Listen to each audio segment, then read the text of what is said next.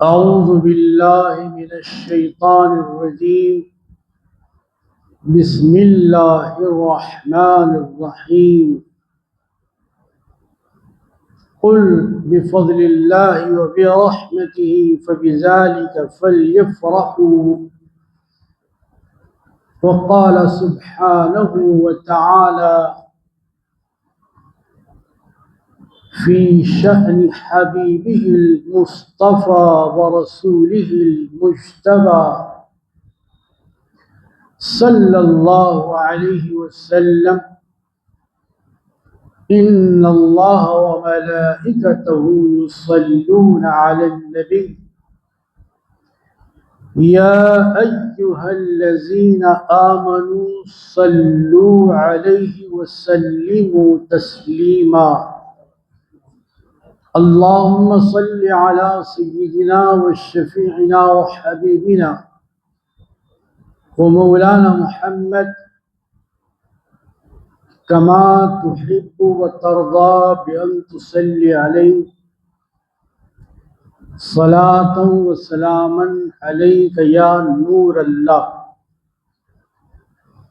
بفضل سبحان ربك رب العزة عما يصفون وسلام على المرسلين والحمد لله ربنا ورب العالمين.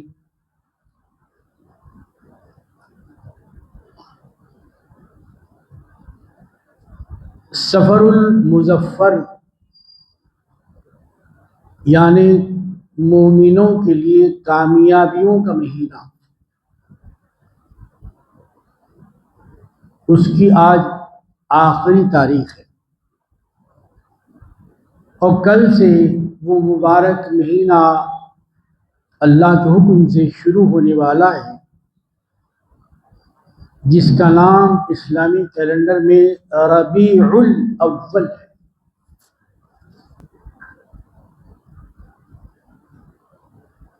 ربیع کہتے ہیں بہار کو،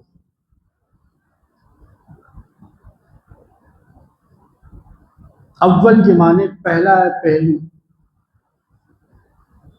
پہلی فصل بہار۔ مسلمانوں کے لیے سفر کا مہینہ بھی مبارک ہے، ربیع الاول کا مہینہ بھی اس سے زیادہ مبارک ہے۔ 1400-1500 سال گزر جانے کے باوجود بھی بعض ذہنوں میں، بعض ہمارے بھائی کے خیالوں میں سفر کے مہینے کو منحوس سمجھا جاتا ہے۔ حقیقت یہ ہے کہ سفر کا مہینہ تو منحوس نہیں ہے، اس کو منحوس سمجھنے والے منحوس۔ ہر مہینہ اللہ کا بنایا ہوا ہے۔ اگر سفر کا مہینہ منحوس ہوتا، اس میں نحوس ہوتی تو قرآن میں آ جاتا کہ دیکھو بھی سفر کا مہینہ منحوس ہے، ذرا بچ کے رہو۔ نہ قرآن شریف میں آیا، نہ حدیث شریف میں آیا۔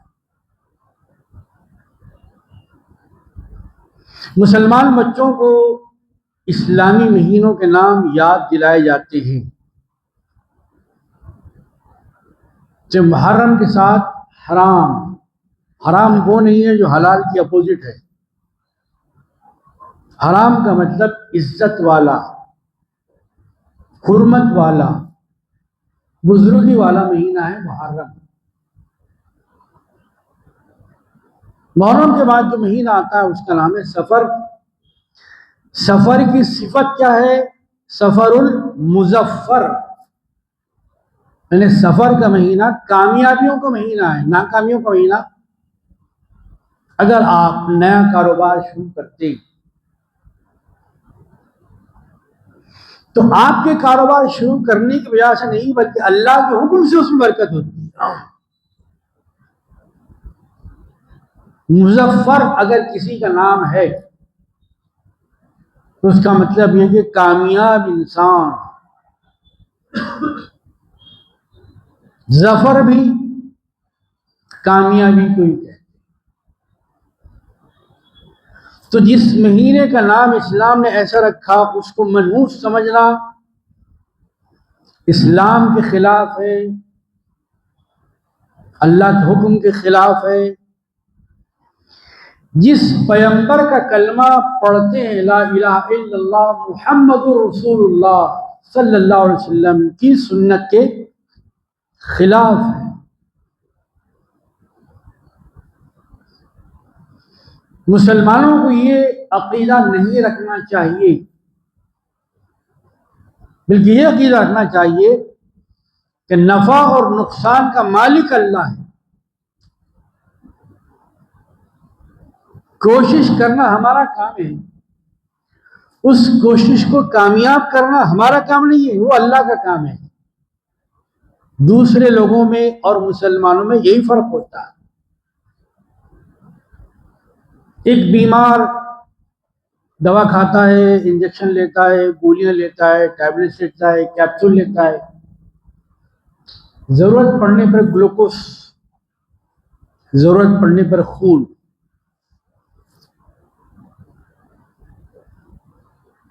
مسلمان کو حکم ہے کہ وہ گولی کو شفا دینے والا نہ سمجھے. بھئی گولی یہ کہتے ہوئے کھائے اللہ شافی اللہ کافی. گولی شافی نہیں ہے، اللہ شفا دینے والا ہے.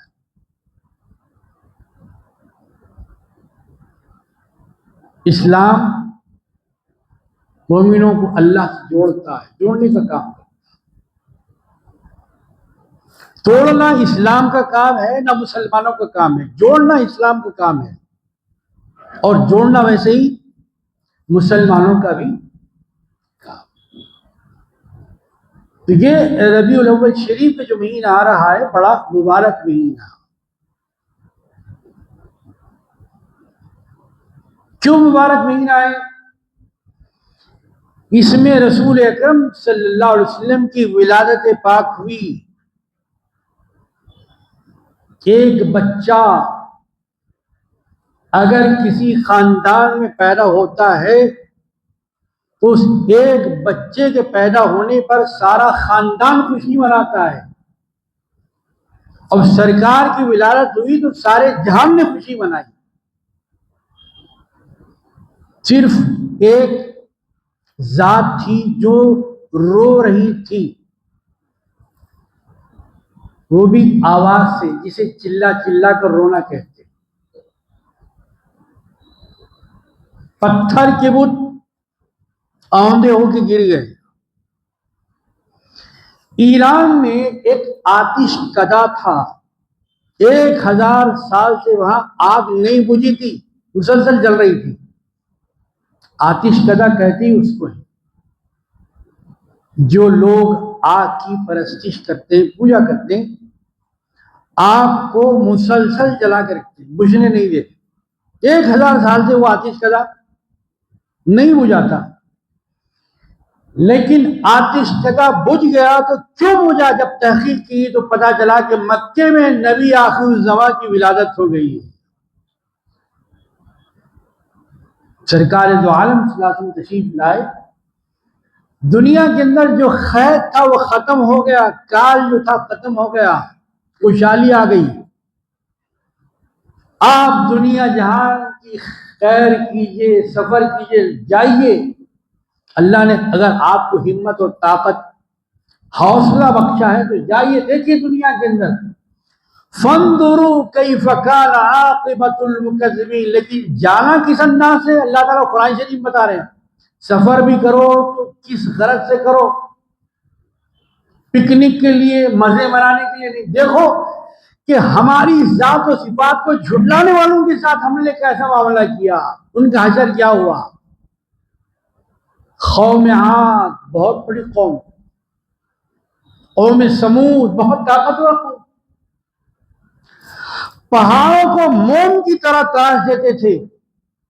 لیکن جب اللہ کی توحید اور پیغمبر کی رسالت کی بات آئی تو انہوں نے جھٹلا دیا. ارے بھائی ہم تو اتنے طاقتور ہیں کہ دنیا کی کوئی چیز ہم کو جھکا نہیں سکتی، اتنے پہلوان ہیں. لیکن ایک ہوا چلی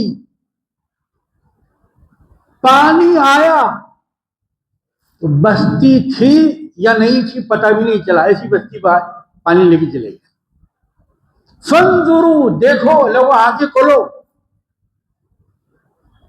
آنکھیں ہیں نا تمہارے پاس، آنکھیں کھول کے دیکھو. کیف کان عاقبت کو عاقبت اس لیے کہتے ہیں تو پیچھے آنے والی ہے. والعاقبۃ للمتقین، آپ سنتے ہیں نا خطبوں میں، یہ بتانا چاہیے خطیبوں کو یہ عاقبت کیا ہے. عاقبت پیچھے آنے والی ہے، دنیا پہلے.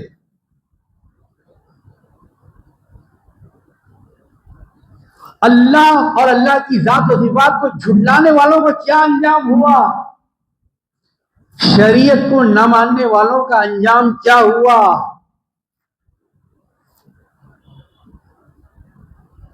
جو آدمی ڈرتا نہیں ہے بہت بدمعاش ہوتا ہے،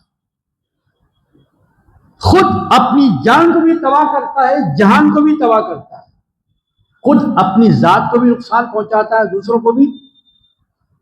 ڈر رہنا چاہیے. شاگرد کو استاد کا ڈر چاہیے، بیٹے کو باپ کا ڈر، مرید کو مرشد کا ڈر چاہیے، اور نوکر کو سیٹ کا ڈر چاہیے. اگر ڈر نہیں ہوگا تو خزانہ بجائے سیٹ کے نوکر کا بن جائے.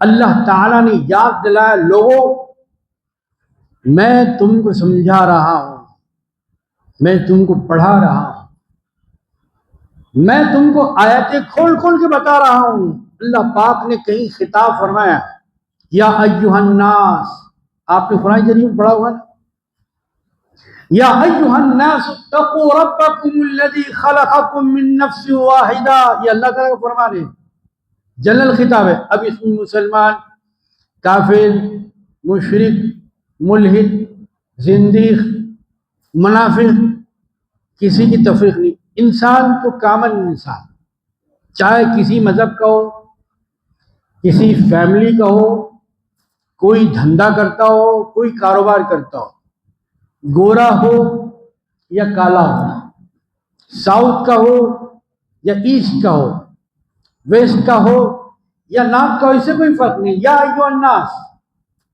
کون فرما رہے ہیں؟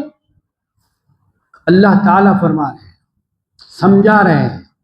جیسے ایک ماسٹر اپنے بچے کو طالب علم سمجھاتا ہے، یا ایھا الناس، خبردار بے خوف نہ ہونا، بے خوفی تمہارا بیڑا غرق کر دے گی. بے خوف نہیں ہونا. اتقو، ڈر کے رہو، بچ کے رہو، اپنے دل میں خدا کا خوف رکھو. یا ایھا الناس اتقو، کس سے ڈرو؟ اللہ سے ڈرو. سب سے پہلے ڈر کرنے کا حق وہ اللہ کا حق ہے، اس کے بعد سب سے ڈرو. سارے ڈر مجازی ہیں، اللہ کا ڈر اصلی ڈر ہے. سارے ڈر ٹیمپروری ہیں، لیکن اللہ کا ڈر پرماننٹ ہے، یہ ختم ہونے والا نہیں.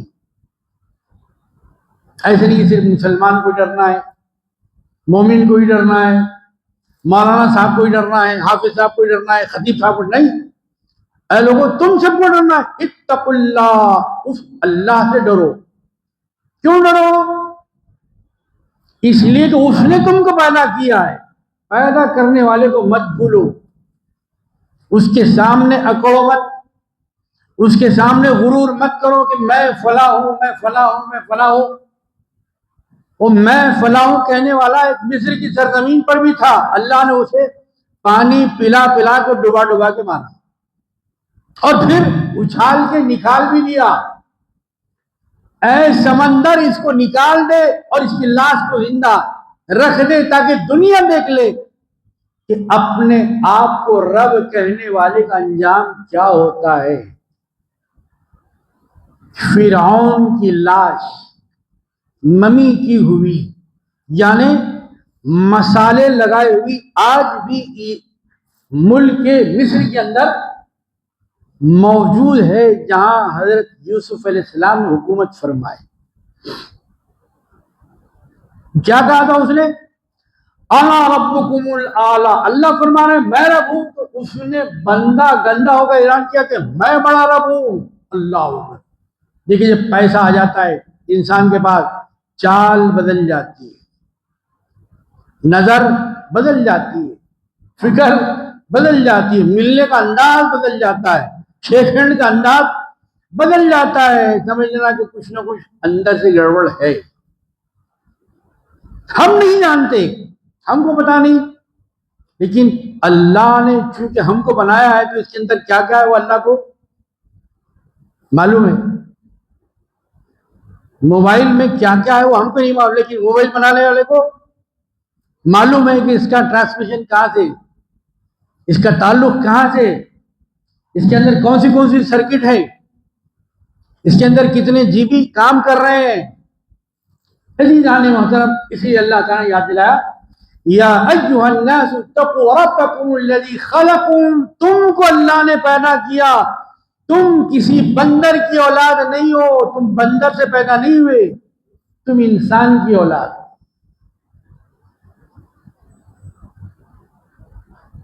یہ قرآن مجید میں لکھا ہوا ہے، پڑھیں. آپ پڑھنا نہیں آتا تو غلطی ہے. آپ پڑھنا سیکھیے. اگر کہیں مارکیٹ میں آپ کو دکان شو روم کھولنا ہے، پہلے آپ مارکیٹ کا سروے کرتے ہیں، یہاں پیسہ انویسٹ کرنا کیسا ہے، آیا فائدہ ہوگا نقصان ہوگا، اسپاٹ کیسا ہے، کسٹمرز آتے ہیں کہ نہیں آتے ہیں، آنے والوں کی جیب کتنی بھاری اور کتنی ہلکی رہتی ہے. ساری مارکیٹ کا جائزہ لینے کے بعد وہاں آپ کاروبار شروع کرتے ہیں. جب یہ کاروبار اسی دنیا کی حد تک، تعجب ہے جو قرآن آپ کی قیامت تک آپ کے ساتھ آنے والا ہے وہ آپ نے نہیں سیکھا تو پھر کیا سیکھا؟ ساتھ تو یہ آنے والا ہے نا. کتابوں میں لکھا ہے. اگر کتابوں سے شوق ہے، ذوق ہے تو کتابیں پڑھیے. یہ کہاں سے بیان کیا جائے آپ کو پتہ چل جائے گا. ایک جانے والا دنیا میں تو جیب کا لباس پہنتا تھا، بہت خوب اچھی ڈریسنگ کر کے، لیکن ایک وقت آئے گا بغیر جیب کا لباس پہن کے جانا پڑے گا. وہ ایسا لباس رہے گا اس میں جیب ہی نہیں رہے گا جی. تو اس کے سرانے سے ایسی ہیبت ناک چیز آئے گی جو اس کو ڈرانے کی کوشش کرے گی. اب وہ چیز کس کو ڈرا رہی ہے صاحب؟ وہ اندر زندہ ہے یا مردہ؟ میں مردے کو ڈراتا ہے کیا؟ مردے کے سامنے آپ ڈرائیے جا کے میں بم مار دوں، ڈرتا ہوں، گولی مار دوں ڈرتا. وہ تو 20 برکت پڑا ہوا ہے. وہ اندر جو جائے گا وہ مردہ نہیں رہے گا بلکہ وہ زندہ رہے گا.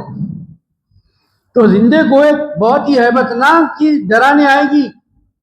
جب وہ چیز ڈرانے آئے گی تو ایک روشنی آ جائے گی، وہ روشنی کو دیکھ کر وہ ڈرانے چیز بھاگ جائے گی. وہاں سرانے سے پینتی آ جائے گی، پینتی سے اس کو ڈرانا چاہے گی، پھر پینتی کے بعد وہ آ جائے گی، رائٹ پہ وہ چیز آئے گی ستانے والی، رائٹ پہ یہ نور آ جائے گا، پھر لیفٹ پہ آئے گا تو ادھر بھی یہ اجالا آ جائے گا. آخر میں وہاں سے بھاگ جائے گا، بتائے گا کہ یہ کون تھا؟ کہ یہ قرآن تھا جو تم پڑھتے تھے دنیا کے اندر. یہ چیز آنے والی ہے میرے بھائی، اس کا خیال کیجئے. ربیع الاول یہی یاد دلانے آتا ہے. جھنڈا اٹھائیے، سلام پڑھیے، نعت شریف مل لگائیے. ان سب کا مقصد کیا ہے؟ جھنڈے میں کیا لکھا ہوا ہے؟ لا الہ الا اللہ محمد رسول اللہ. کتنی مرتبہ پڑھتے ہیں آپ دن میں؟ کیا صرف ربیع الاول کے لیے لا الہ الا اللہ محمد رسول اللہ، اس کے بعد نہیں ہے؟ اگر کوئی مسلمان اپنی مغفرت کی خوشخبری اللہ سے سننا چاہتا، کتابوں میں لکھا ہے 70,000 مرتبہ لا الہ الا اللہ محمد رسول اللہ پڑھے، اس کی مغفرت ہو جائے. اللہ تعالیٰ اس کو بخشش کا پروانہ عطا فرمائے گا. 70,000 گننے کے لیے ہمارے پاس بہت ہے، لیکن 7,000 بھی پڑھنے کے لیے ہمارے پاس بہت ہے. اب وقت آ گیا ہے، شروع ہو گیا. اب آپ کل صبح سے اس مبارک مہینے میں داخل ہونے والے جس مبارک مہینے میں سرکار دو عالم صلی اللہ علیہ وسلم کی ولادت ہوئی، آپ کی آمد ہوئی، خوشخبری ہے صرف مسلمانوں کے لیے نہیں، ساری دنیا کی۔ سرکار دو عالم صلی اللہ علیہ وسلم اللہ تعالیٰ نے رحمت للمومنین بنا کر نہیں بھیجا، بلکہ رحمت للعالمین بنا کر بھیجا۔ عالمین میں سب ہیں، خوشخبری دیجئے۔ ہمارے جو رسول ہیں وہ تمہارے بھی رسول ہیں، فرق صرف اتنا ہے کلمہ پڑھ لیے، لا الہ الا اللہ محمد رسول اللہ، محبت کے ساتھ، خلوص کے ساتھ۔ شیخ الاسلام شاہ امام انوار اللہ فاروقی بانی جامع نظامیہ نور اللہ مرقدہ وابطل اللہ ذریعہ، نظام اسٹیٹ کی 3 پشتوں کے استاد۔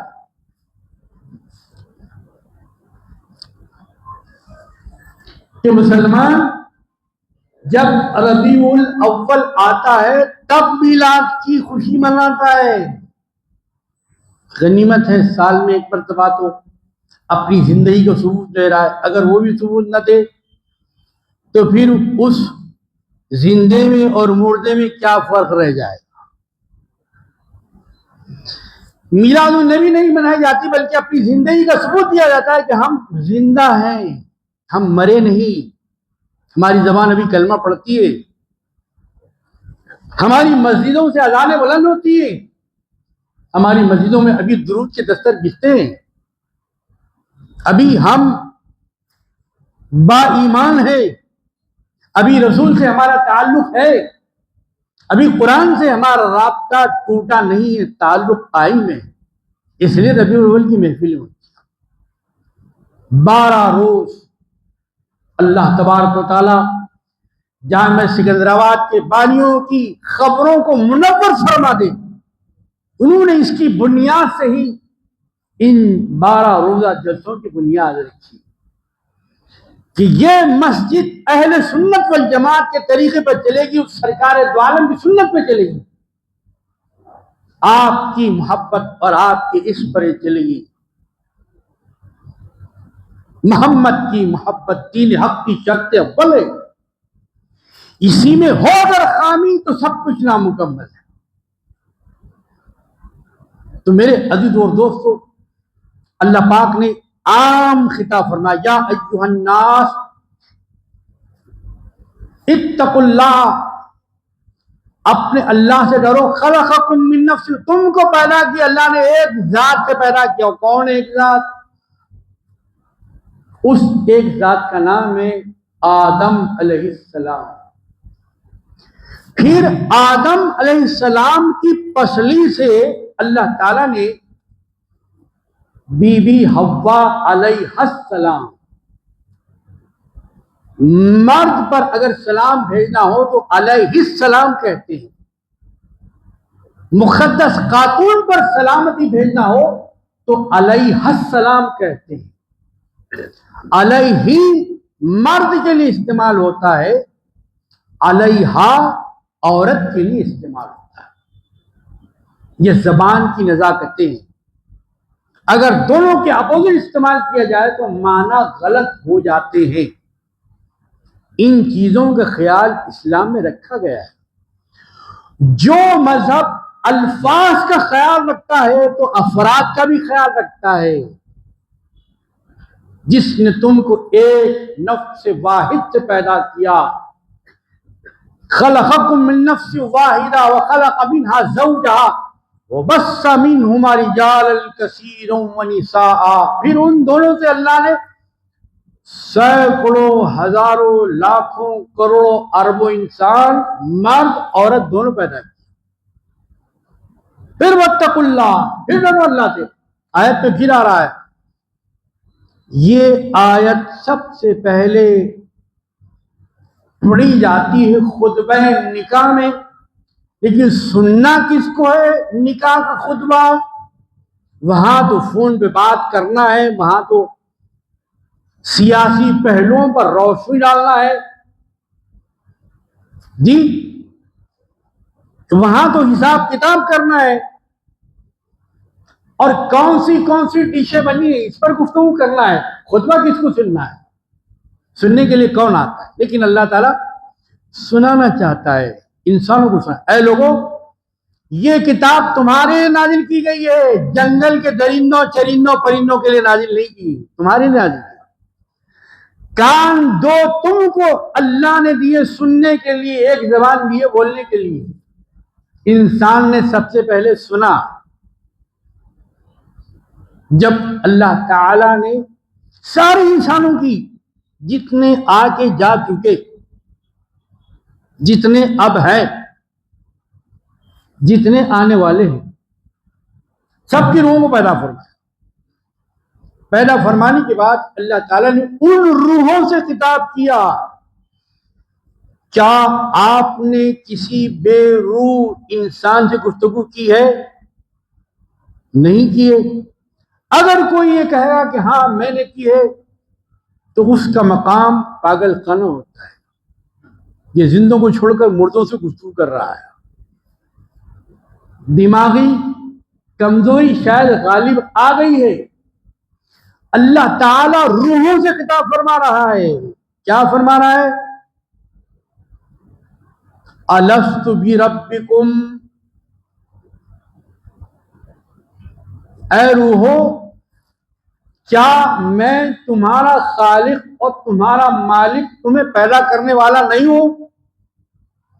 وہاں روحیں ہیں، جسم نہیں. اب روح کی شکل کیسی ہے، روح کی حیت کیسی ہے، روح کا رنگ کیا ہے، روح کا ڈھانچہ کیا ہے، اس بحث میں ہم کو جانا نہیں ہے، ہم جا بھی نہیں سکتے. اتنا سا دماغ ہے، اس میں کیا کیا رکھیں گے آپ؟ اسی لیے اللہ تعالیٰ نے وہ بوجھ بھی نہیں ڈالا.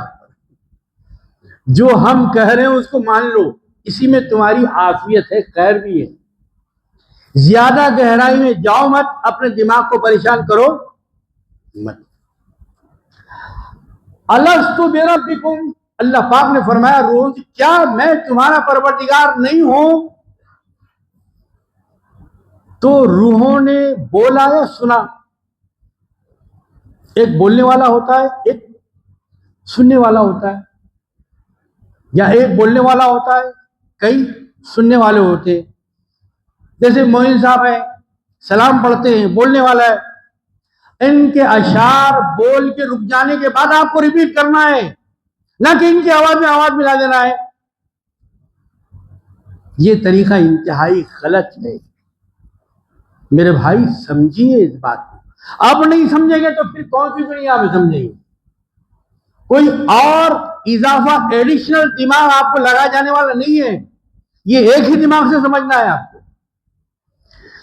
یہ مولوی صاحب بڑی اچھی آواز میں ماشاءاللہ طرز ترنم میں سلام پڑھتے ہیں. ان کے پڑھنے کے بعد، رک جانے کے بعد آپ کو پھر دہرانا ہے، نہ کہ ان کی آواز میں آواز ملانا ہے.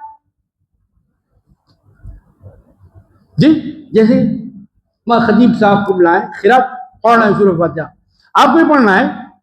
یہ بعض لوگ ہیں پڑھتے ہیں، ان کے دماغ میں کیا ہے پتہ نہیں. ایسا پڑھنے کا حکم نہیں ہے. آمین کبھی حضرت مولانا سے زور سے سنے آپ؟ آمین زور سے زیادہ کہنے کو حضرت مولانا کو آتا ہے، لیکن مولانا کبھی نہیں بولے. 40 سال ہو گئے کم از کم. لیکن پھر جو آمین پوری آواز میں مسلیوں کی. یہ امام صاحب کو حق نہیں ہے تو مسلیوں کا کیا حق ہے بھائی؟ یہ امام صاحب بھی آہستہ فرمانا یہی حکم ہے ان کو بھی، تو مسلیوں کو بھی آہستہ بولنا ہے. آمین آمین جیسے ڈکال لے رہے. انتہائی بدنما طریقہ ہے، شریعت کے خلاف ہے. سنتے سنتے کان پک گئے، لیکن ہم عمل کی طرف راغب نہیں ہو رہے. کیا ہو گیا؟ بولنے والی کی زبان میں اثر نہیں رہا، یا سننے والوں کے کانوں میں کوئی آواز اترنے کے لیے تیار نہیں ہے. اب یہ فیصلہ تو اللہ ہی کر سکتا ہے. وما علینا الا البلاغ. کرسی پر ہم کو بزرگوں نے بٹھایا تھا اس لیے کہ جو ہم تک پہنچا ہے قرآن و سنت کی روشنی میں وہ آپ تک پہنچا دیں. اب آپ کا کام یہ ہے کہ آپ اس پر عمل کریں، پھر اپنی نسلوں تک اسے فارورڈ کریں. اصل فارورڈ کرنے کی چیزیں یہ ہے، یہ نہیں ہے. اسی لیے بزرگوں نے بتایا کہ اسلام ایک علم سینہ ہے، ایک علم سفینہ ہے۔ اب لوگوں نے پوچھا یہ کیسا، علم تو ایک ہی ہوتا ہے، تو دو علم کہاں سے آ گئے؟ بزرگوں نے سمجھایا کہ دیکھو بیٹے بابا، علم سفینہ یہ ہے جو کتابوں میں ہوتا ہے، کتاب کو سفینے سے تعبیر دی گئی، مثال دی گئی، سمجھایا گیا۔ علم سفینہ کا مطلب کتابوں میں جو علم ہوتا ہے وہ علم سفینہ ہوتا ہے۔ سفینہ کہتے ہیں کشتی کو۔ سرکار دو عالم صلی اللہ علیہ وسلم نے اپنی اہل بیت کی مثال کشتی سے دیے۔ میرے اہل بیت کشتی کی طرح ہے۔ کون سی کشتی؟ کہا کہ حضرت نوح علیہ السلام نے کشتی بنائی تھی، بہت بڑی کشتی تھی، وہ کشتی کی طرح ہے۔ جیسے ان کے ہاتھ پر کلمہ پڑھنے والے لوگ کشتی میں بیٹھ گئے، ان کا کہا سنے تو وہ لوگ بچ گئے۔ تو جو بولے نہیں ہم تو پہاڑ پر چلیں گے، پہاڑ بہت بڑا ہے، کشتی چھوٹی ہے، بچ جائیں گے ہم۔ کشتی میں بیٹھنے والے بچ گئے، پہاڑ پر چلنے والے بہ گئے۔ جھکنے والے بچ گئے، اکڑنے والے ختم ہو گئے۔ تو علم سفینہ کا مطلب جو باتیں، جو علم کتابوں کے اندر ہے، قرآن مجید کے اندر ہے، حدیث شریف میں۔ علم سینہ کا مطلب وہ ہے جو سرکار دو عالم صلی اللہ علیہ وسلم نے صحابہ کرام سیدنا علی رضی اللہ عنہ کو بتایا۔ سینے سے سینے میں آیا۔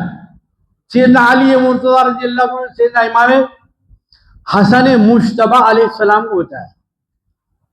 امام حسن رضی اللہ عنہ نے امام حسین رضی اللہ عنہ کو بتایا۔ ایسے سلسلہ چلتا رہا یہاں تک کہ حسن بصری رحمۃ اللہ علیہ کو علم سینہ، سینے سے سینہ یہ کتابوں میں لکھا ہوا نہیں ہوتا، بلکہ سینہ با سینہ چلتا ہے۔ الحمدللہ سرکار دو عالم صلی اللہ علیہ وسلم کی امت میں علم سفینہ رکھنے والے بھی ہیں، علم سینہ رکھنے والے بھی ہیں۔ اسی کو اور ایک انداز سمجھا جاتا ہے، ایک علم ظاہر ہے، ایک علم باطن ہے۔ ایک بات تو بول دیں آپ سمجھ میں آ جاتی ہے، لیکن کچھ باتیں کوڈ ورڈ رہتی ہیں، شارٹ فارم رہتے ہیں، تو آپ نہیں سمجھ سکتے۔ جس کو سکھایا جاتا ہے وہی سمجھ سکتا ہے، دوسرا آدمی سمجھ نہیں سمجھتا۔ اوکے کا فل فارم کیا ہے؟ اگر کسی سے پوچھا جائے، اگر کسی کو معلوم ہو تو نماز کے بعد مجھے بتائیں اوکے کا فل فارم کیا ہے۔ تو ایسی کچھ باتیں رہتی ہے جو خاص لوگوں کو بتائی جاتی ہے کہ کام ان سے لینا ہے، ہر آدمی سے کام لینا نہیں ہے۔ ہر آدمی اگر ڈاکٹر بن جائے تو پھر مریض کون ہے؟ ہر آدمی انجینئر بن جائے تو پھر گھر بنانے کون کس کے پاس جائے گا؟ ہر آدمی مولانا ہو جائے گا تو فتویٰ پوچھنے کے بعد کہاں جائیں گے؟ اس واسطے ہر آدمی کو ڈاکٹر ہونے کی ضرورت، ہر آدمی کو عالم ہونے کی ضرورت نہیں ہے۔ کچھ ڈاکٹر رہیں، کچھ انجینئر رہیں، کچھ وکیل رہیں، کچھ موکل رہیں، کچھ مقتدی رہیں، کچھ مقتدی رہیں۔ تو میں جو بات آپ کی خدمت میں رکھ رہا تھا، بات دوسری طرف چلی گئی۔ امام انوار اللہ فاروقی رحمۃ اللہ علیہ، امام اہل سنت ارشاد فرماتے کہ سال میں ایک مرتبہ میلاد النبی مناتے ہیں۔ حقیقت تو یہ ہے کہ سرکار دو عالم صلی اللہ علیہ وسلم جس مہینے میں پیدا ہوئے وہ مہینہ سال میں ایک مرتبہ آتا ہے نا بھائی، ربیع الاول سال میں ایک مرتبہ آتا ہے۔ جس مہینے میں سرکار دو عالم صلی اللہ علیہ وسلم کی ولادت ہوئی وہ مہینہ سال میں ایک مرتبہ آتا ہے، اور جس ہفتے میں سرکار دو عالم صلی اللہ علیہ وسلم پیدا ہوئے وہ ہفتہ ہر مہینے میں ایک مرتبہ آتا ہے نا۔ جب جس دن سرکار دو عالم صلی اللہ علیہ وسلم پیدا ہوئے وہ دن ہفتے میں ایک مرتبہ آتا ہے، اور جس وقت سرکار دو عالم صلی اللہ علیہ وسلم پیدا ہوئے وہ وقت روزانہ آتا ہے۔ اگر روزانہ بھی مسلمان میلاد النبی منائے تو کم ہے کہ جا کے کم از کم سال میں ایک مرتبہ تو منائے بھائی۔ تو یہ مہینہ ملانے کا ہے، اسلام میں داخل کرنے کا، اسلام سے نکالنے کا نہیں۔ مومن بنانے کا مہینہ، کافر بنانے کا مہینہ نہیں ہے۔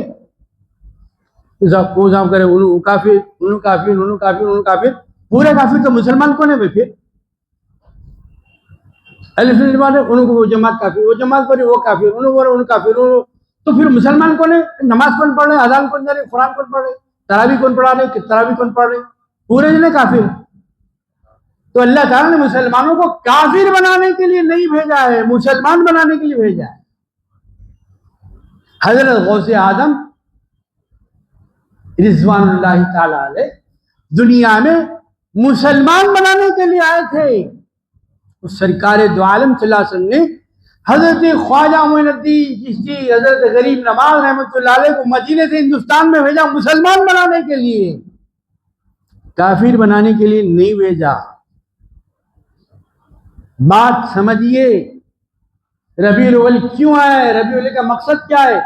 مسلمان بننے کا بھی مہینہ ہے، مسلمان بنانے کا بھی مہینہ ہے، سنتوں کو زندہ کرنے کا مہینہ ہے، ایک دوسرے سے اچھی گفتگو کرنے کا مہینہ ہے۔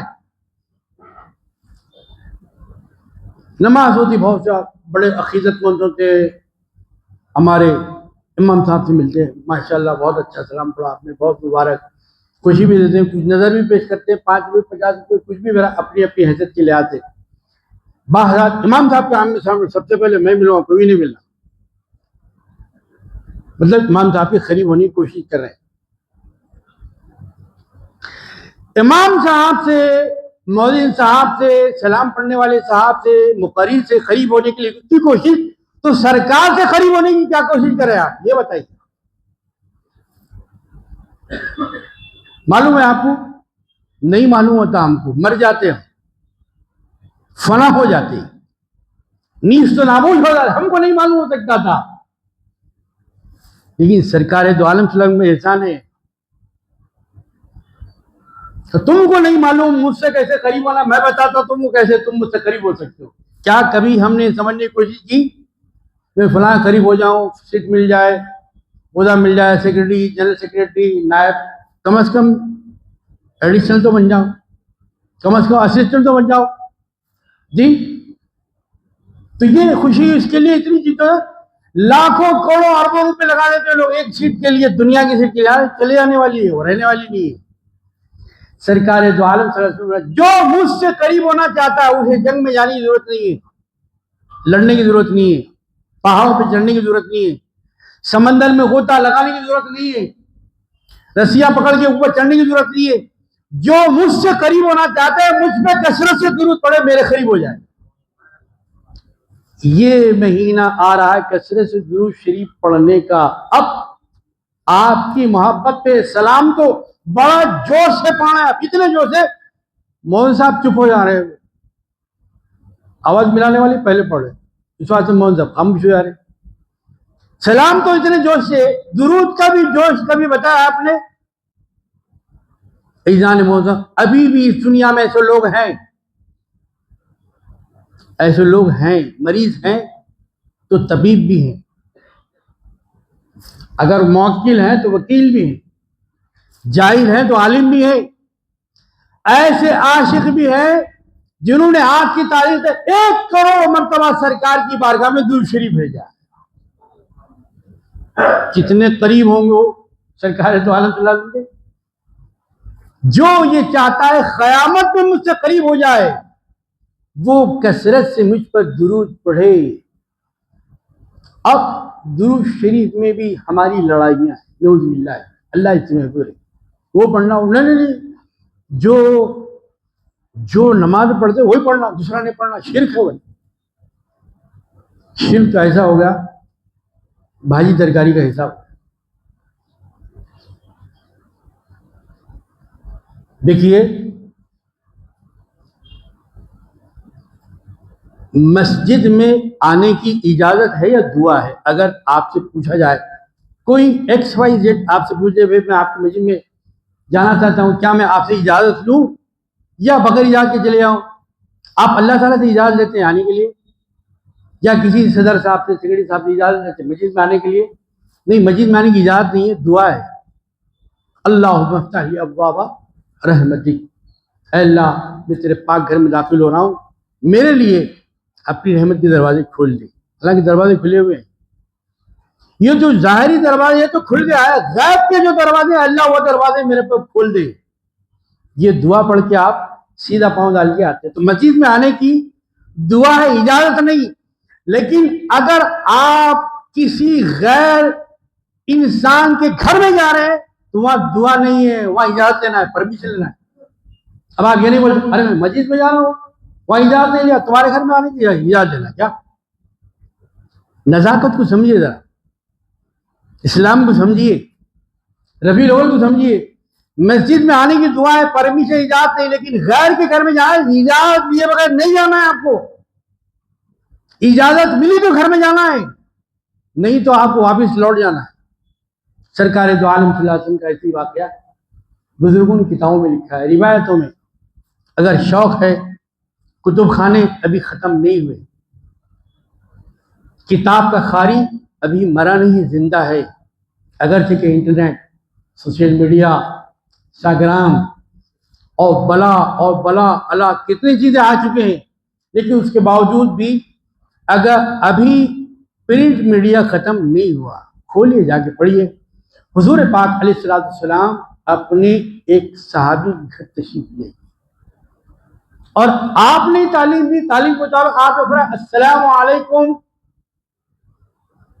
سرکار کی آواز تھی، رحمت والی آواز.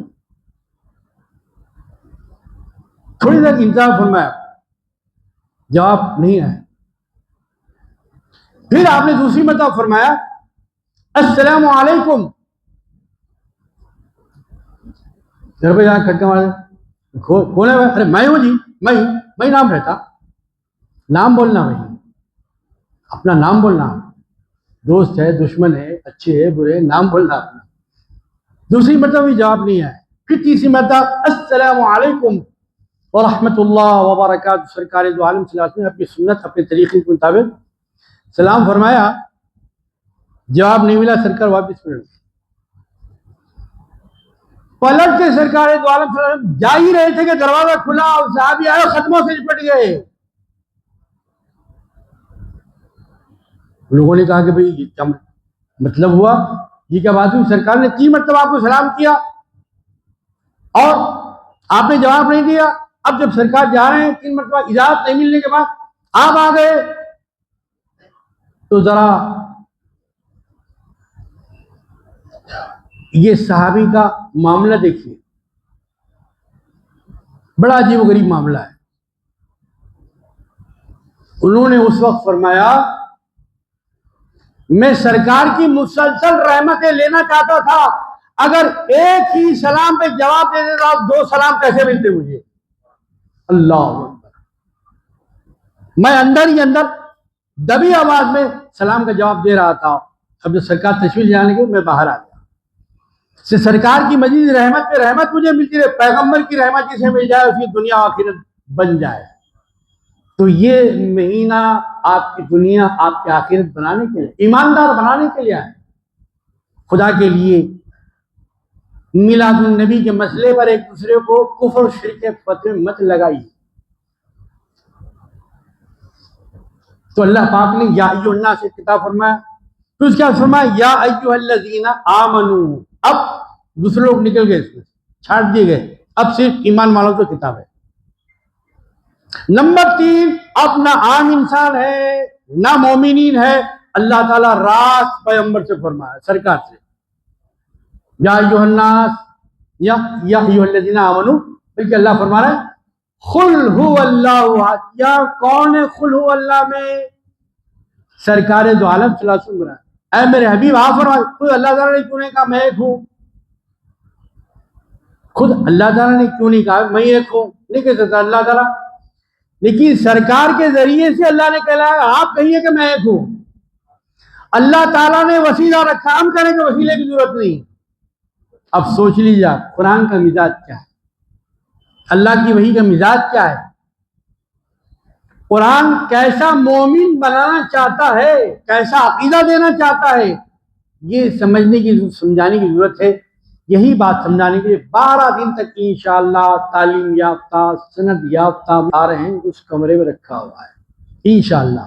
جیسے غلاف کعبہ اس کی ہر جمعہ آپ زیارت فرماتے ہیں، ویسے ہی سرکار دو عالم صلی اللہ علیہ وسلم مبارک اس کی زیارت 12 ربیع الاول کو انشاءاللہ ہم کریں. اللہ تعالیٰ اس مبارک مہینے کو سرکار سے قریب ہونے اور کی سنت پہ چلنے والا بنا. وآخر دعوانا الحمدللہ